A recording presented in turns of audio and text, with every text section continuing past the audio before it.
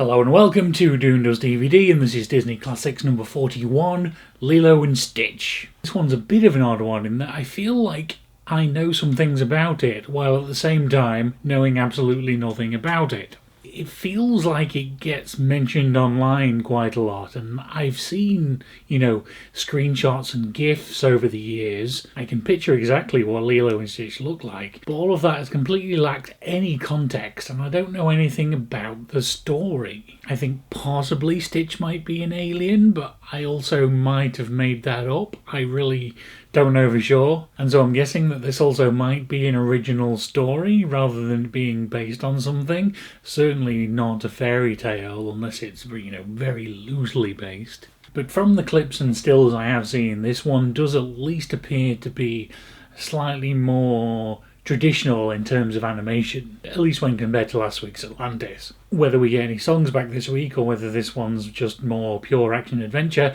I have no idea. But I do have that vague feeling that while this one's may not be the most financially successful or critically acclaimed film, it is at least reasonably well liked. That's the impression I get, at least, so that leaves me sort of optimistic for this one. So at this point, it's time to watch it and find out.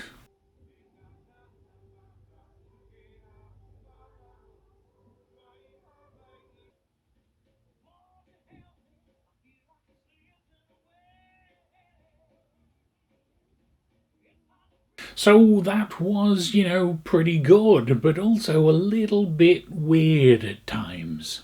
The opening prologue takes a bit of getting used to, mostly because it's the first time a Disney film has done science fiction. I know there's more to come, but at this point that's quite new. We've got the Galactic Federation Council having some kind of trial, and there's aliens and there's spaceships, and it feels more like something like an episode of Futurama than it does a Disney classic.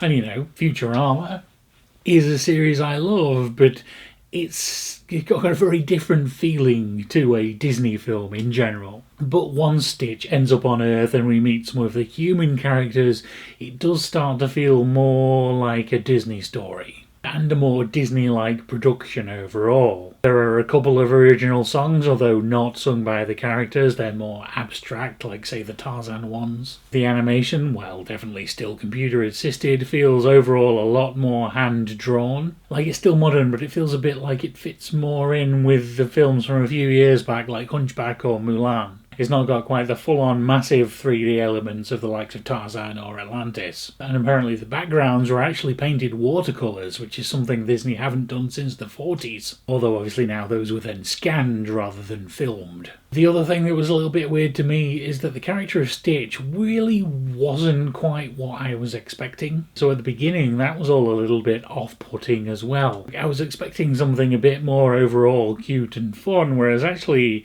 at the beginning he's a bit sort of aggressive and annoying. But that of course does allow for character growth for him to go from aggressive and annoying to cute and lovable. So by the end he had become what I was expecting more of throughout. And that's probably a side effect of years of looking at GIFs of certain scenes from the film that, only painted him in a certain light, because the other less cute moments weren't as gifable. So you end up with this weird, interesting mash of like Disney and Futurama, and it doesn't go together perfectly, but it does do pretty well. It took me a while to settle into it, but once I did, I started really enjoying it. It's a nice, pretty simple story about found family. It's fun and funny, and it's got spaceships and stuff. So yeah, I really like that one. What are your thoughts on Lilo and Stitch? Tell me about those in the comments down below. Thank you very much for watching, and I will see you again next week with Treasure Planet.